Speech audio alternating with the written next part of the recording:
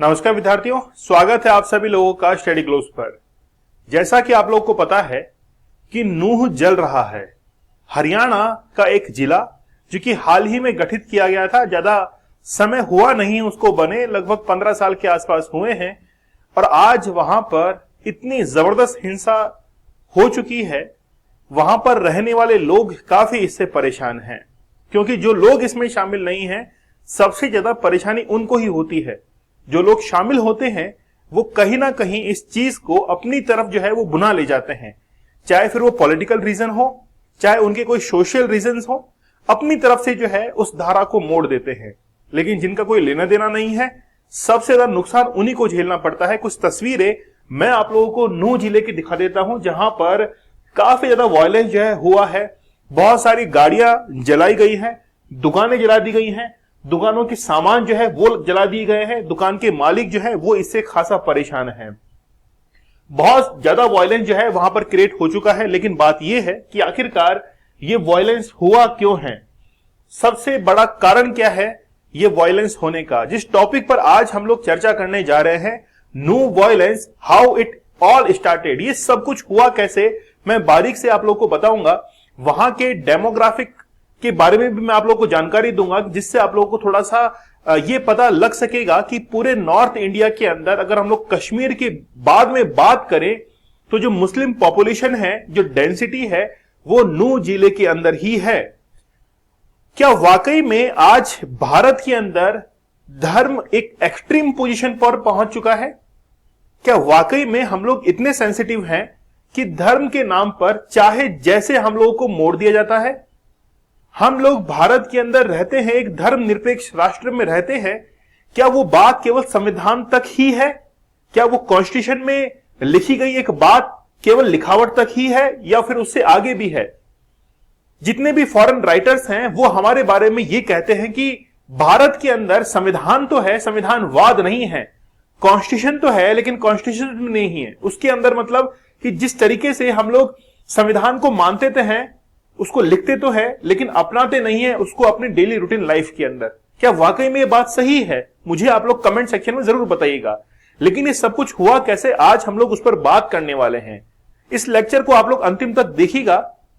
मैं 4 लोगों के बारे में जिक्र करूंगा जिनका हाथ इस पूरा घटनाक्रम की जो है उसके पीछे बताया जा रहा है। क्या वाकई में वो घटनाक्रम जो है इन 4 लोगों का हाथ है उसके अंदर? ये सब कुछ हुआ कैसे है, आज हम लोग इस घटना के बारे में जो है जिक्र करेंगे। ये जो मैप आप लोग देख रहे हैं, इसके एक तरफ जो है वो है राजस्थान, दूसरी तरफ जो है वो यूपी है।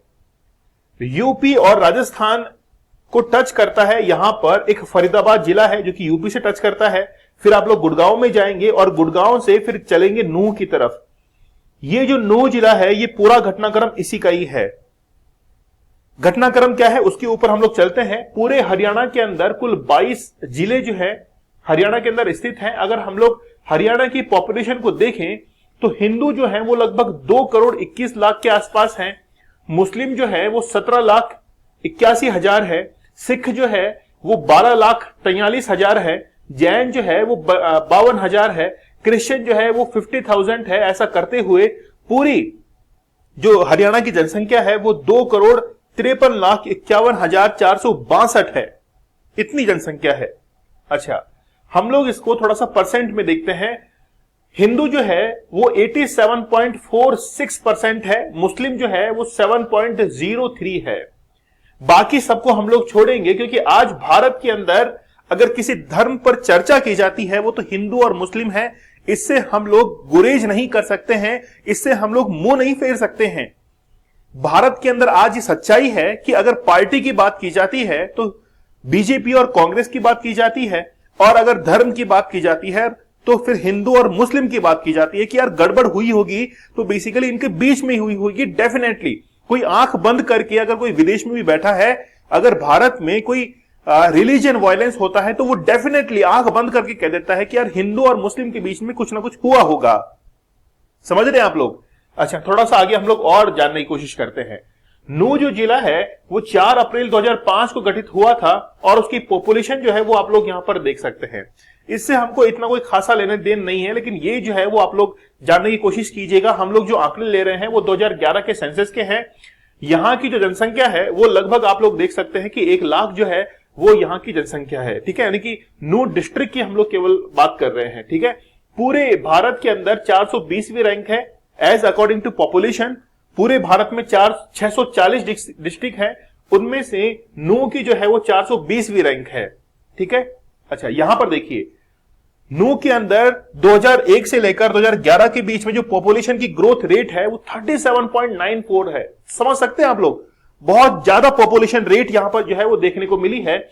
इसके बाद में मुस्लिम मेजोरिटी, देखिए इस लाइन पर गौर फरमाइएगा, it is the only Muslim majority district in Haryana and has the highest proportion of Muslim outside Kashmir in North India.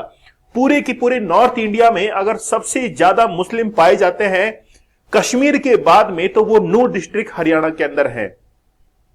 यहां पर देखिए रिलीजन की अगर हम लोग बात करें तो इस्लाम जो है वो नूह डिस्ट्रिक्ट के अंदर 79.20% है, जबकि हिंदुज्म जो है वो 20% है। मतलब इस्लाम जो है वहां पर डोमिनेट करता है, क्योंकि भारत के अंदर आज ये 2 धर्म जो है वो वाकई में जो है डिससेटिस्फाई हैं अपने आप से ही। समझ पा रहे हैं आप लोग, अपनी खुद की अर्थव्यवस्थाओं को छोड़कर, इकोनॉमी को छोड़कर वो बेसिकली इन झगड़ों के अंदर जो है ज्यादा उलझे हुए हैं। उनके परिवार की हालत क्या है, एजुकेशनल रेट क्या है, उस पर ज्यादा जो है वो गौर नहीं है, लेकिन बेसिकली धार्मिक जो मुद्दे हैं उनके अंदर ज्यादा इन्वॉल्वमेंट जो है वो देखी जाती है। अब हम आते हैं घटनाक्रम क्या है। 31 जुलाई का वो दिन जिस दिन एक जुलूस कावड़ यात्रा जो है वो निकलती है। उस कावड़ यात्रा को करवाने का श्रेय जो है वो बजरंग दल और विश्व हिंदू परिषद के पास में था। उनके ही बहुत सारे लोग मिलकर जो है इस यात्रा को ऑर्गेनाइज करवाते हैं। और लगभग 1:30 बजे की बात है, दोपहर में 1:30 पर 4 गोली चलने की आवाज आती है। गोली किसने चलाई ये क्लैरिफाई नहीं हुआ है, लेकिन गोली चलती है, और गोली जो चलती है वो इस यात्रा के ऊपर चलती है। जैसे ही यहां पर गोली चलने की आवाज आती है सब लोग तितर बितर हो जाते हैं, लेकिन पहले से ही कुछ प्लान ऐसा बताया जा रहा है कि वाकई में ऐसा कुछ प्लान था जिसके तहत ये सब जो है वो ऑर्गेनाइज हुआ है, ये सब जो है वो अपने अंजाम तक पहुंचा है। तो कावड़ यात्रा जो है उसके ऊपर हमला होता है कहां पर, ये आप लोग नूह डिस्ट्रिक्ट जो है वो देख सकते हैं हरियाणा का, जो कि बेसिकली राजस्थान से टच करता है। और यहां पर मेवात यानी कि राजस्थान के अलवर और भरतपुर जो है वो भी इससे टच करते हैं।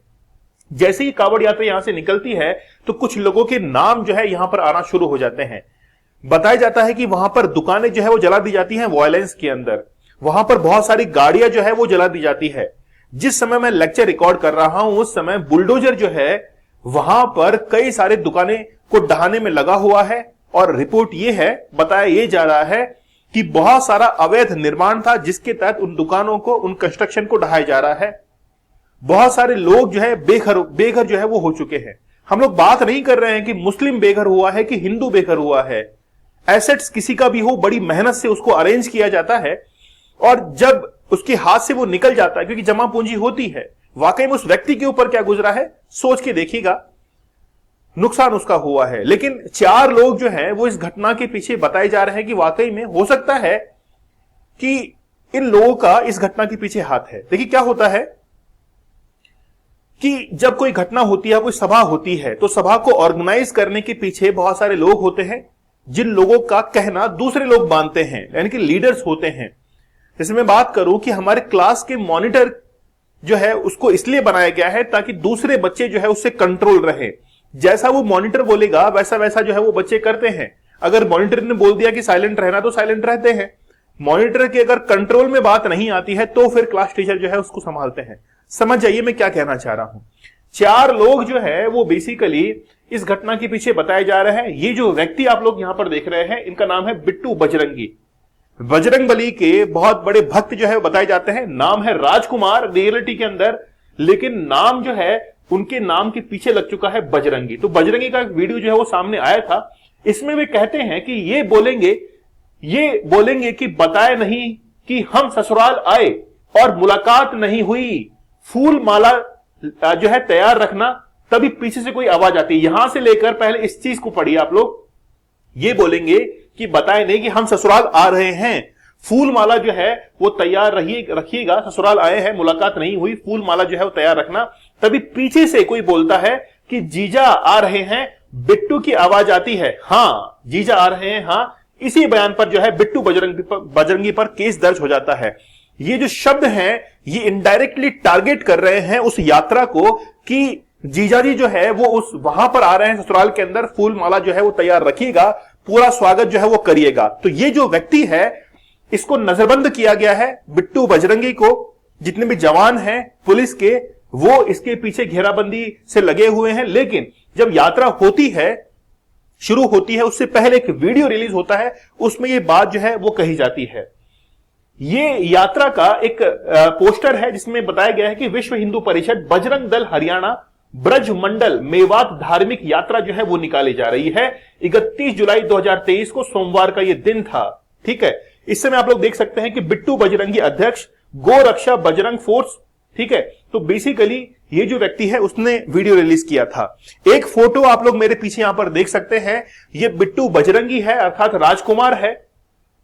7 साल पहले की ये फोटो है, इंस्टाग्राम पर अपलोड की गई थी, जिसमें हथियारों के साथ में बहुत सारी तलवार जो है उसके साथ में एक फोटो है। अब इसके पीछे राज क्या हो सकता है कि कई बार क्या कि इंसान शौक में भी फोटो खिंचा रहा था कि ठीक है चलो यार तलवार के साथ महाराणा प्रताप हम लोग लगेंगे, है ना, इसलिए फोटो जो है वो खिंचवा ली जाती है। लेकिन 7 साल पहले की फोटो है जो कि यहां पर रिसेंटली इंस्टाग्राम से मिली है। मोनू मानेसर, सबसे ज्यादा जो कॉन्ट्रोवर्शियल नाम है मोनू मानेसर, फरवरी 2023 से फरार है। इसके ऊपर जो है वो जैसे गाय जो है उनकी ट्रैफिकिंग करने का आरोप जो है वो दर्ज है, एफआईआर दर्ज है, बहुत सारे केस जो है वो दर्ज है, लेकिन फरवरी से फरार है।